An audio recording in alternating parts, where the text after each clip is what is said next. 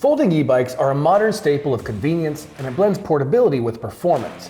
These bikes are a top pick for urban commuters and adventure seekers thanks to their ability to compact down and tag along with you anywhere. We've thoroughly tested features like foldability, weight, range, braking, hill climbing, and speed on a variety of models to help you find the ideal folding e-bike. Today we're excited to showcase our top picks for the best folding e-bikes you can ride in 2024.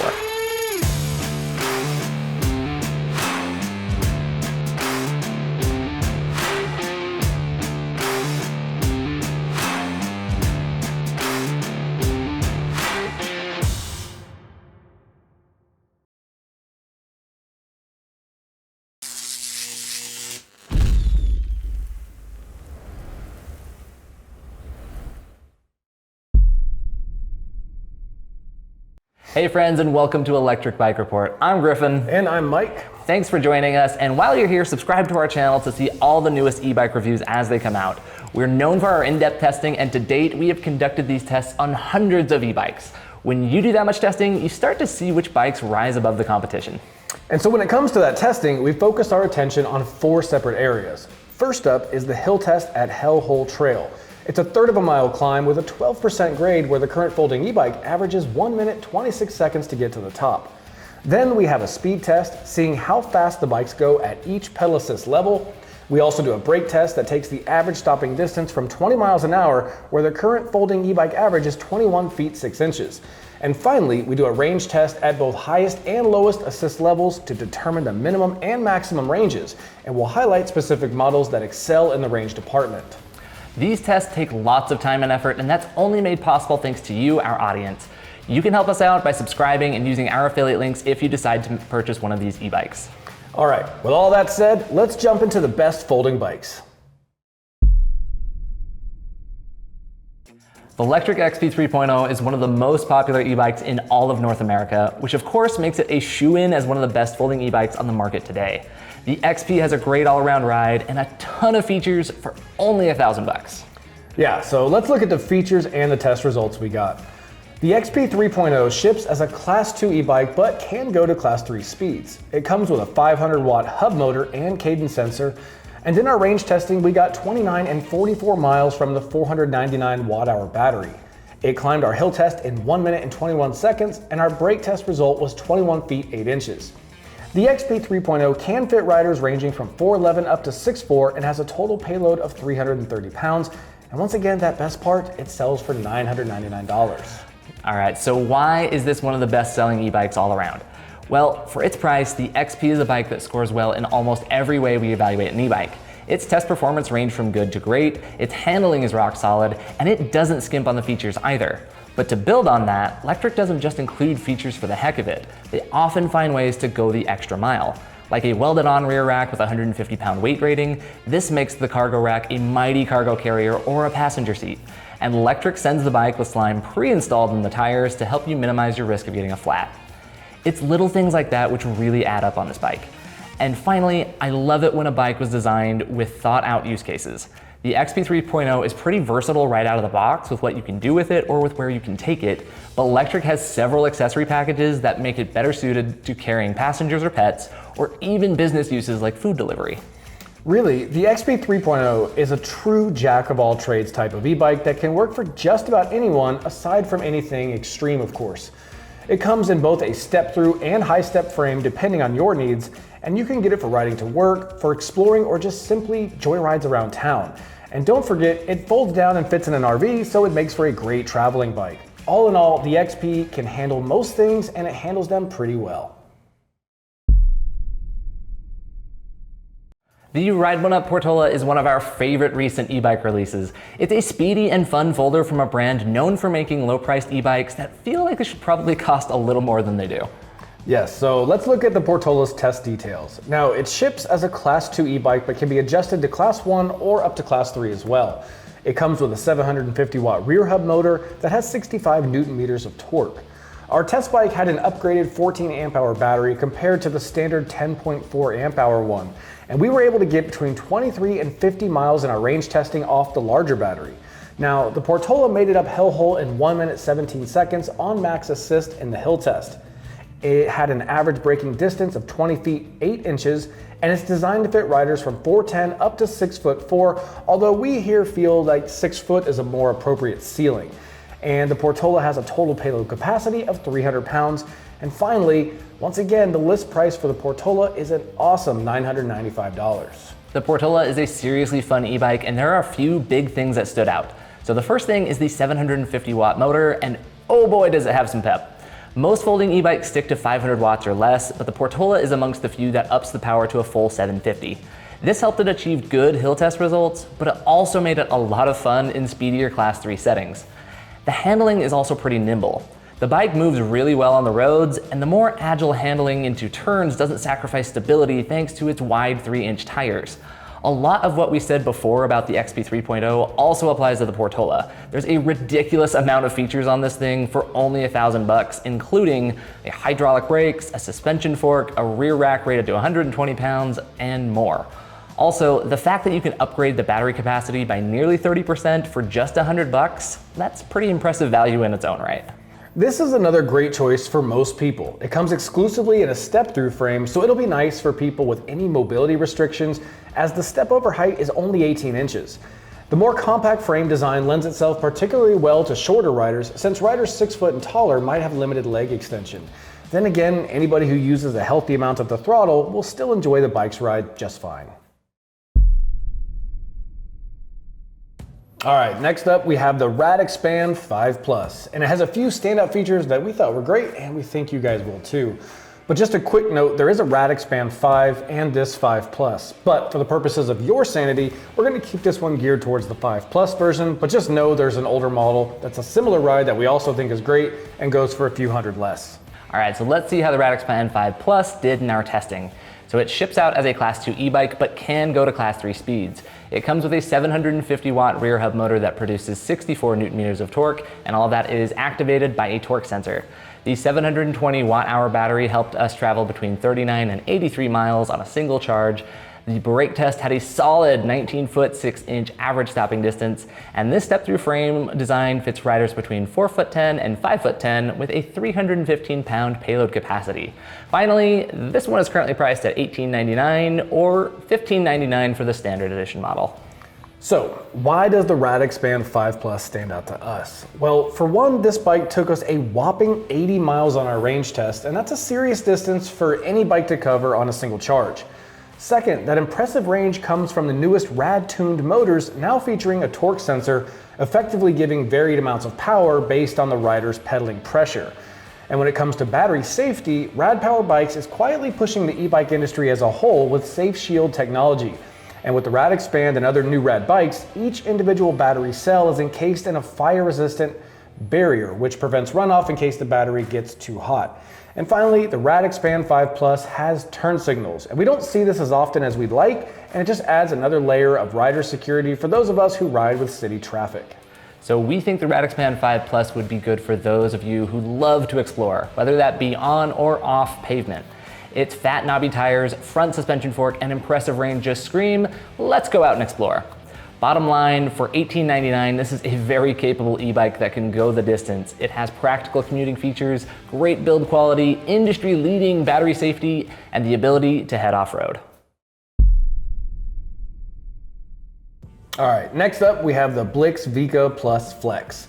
It's a lightweight, easy-folding European-style e-bike that we really enjoyed our time with. All right, so let's see how the bike did in our testing. This is a Class 2 e-bike that adjusts up to Class 3 speeds. It comes with a 500 watt rear hub motor activated by a cadence sensor. The Vika Plus Flex has a 614 watt hour battery, and in our range testing, we saw between 27 and 43 miles. Now the brake test had an average stopping distance of 13 feet 9 inches, but do take that with a small grain of salt as that predates the standardized way we test today with me as the rider every time. It fits riders between 4'10" up to 6'2" with a payload capacity of 270 pounds. And finally, the Vika Plus Flex is selling today for $1499. So why does the Blix Vika Plus stand out to us? Well, for starters, it's lighter than most folding e-bikes we've tested to date, coming in at just 55 pounds. This bike is a little easier than most when it comes to lifting it or moving it around. Also, check out the styling. Blix bypassed the cookie cutter frame we see so often these days. With the Vika here, they went with a more classic car look with vivid colors, chrome, and a curvier frame.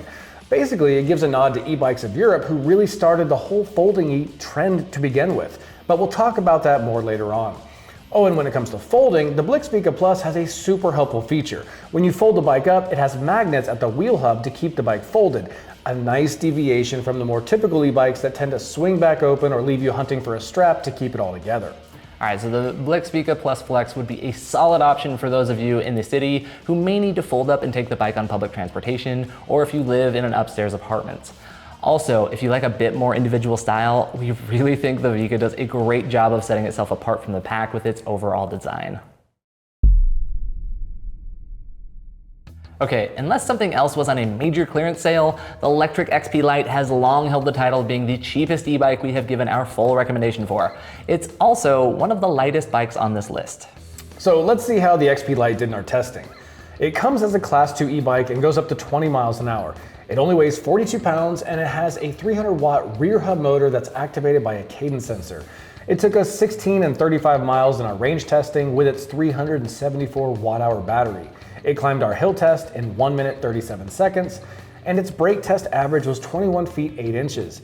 It's a one-size-fits-all frame for riders between 4'8" and 6'2", and carries a payload capacity of 275 pounds. And the XP Lite has a great starting price of just $749. And I can't stress this enough, but it's hard to make an e-bike for under $1,000 that is worth recommending. The lowest price tier is littered with bikes that cut corners, or they have a ride quality that would best be described as janky. But the XP Lite leans into a simplified theme, but still has a really solid ride. I really liked the motor and battery pairing here. It's a 300-watt motor, but it peaks up to 720 watts. That makes it fairly speedy, and with a little legwork, you can climb gnarly hills like the hellholes of the world.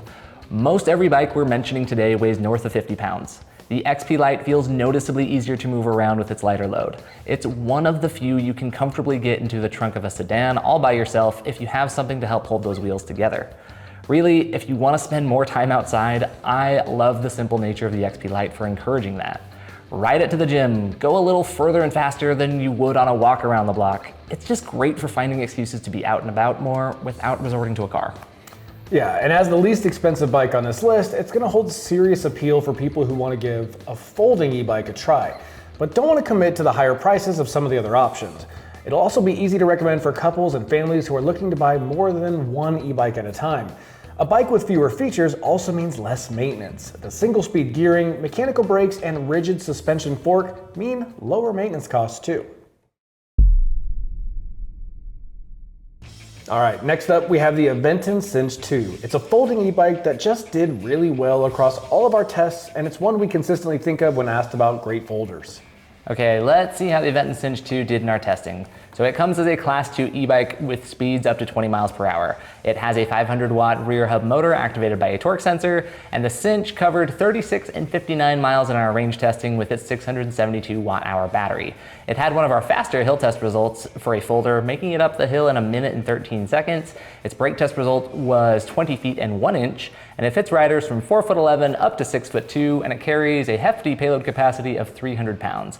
The Sinch is currently going for $14.99. So, why does the Sinch.2 stand out to us? Well, first, it did well in our testing. We got around 60 miles on a single charge, its braking score was really solid, and it fits a wide range of riders. Also, with the Sinch, it has a nice overall look, but there's plenty of little upgrades here and there like tan sidewalls on the tires, frame integrated brake lights, and it gives it a classy touch. Plus, with the Sinch rocking 3-inch fat tires and a front suspension fork, this is a bike that can get you around the campground as well as it can the city.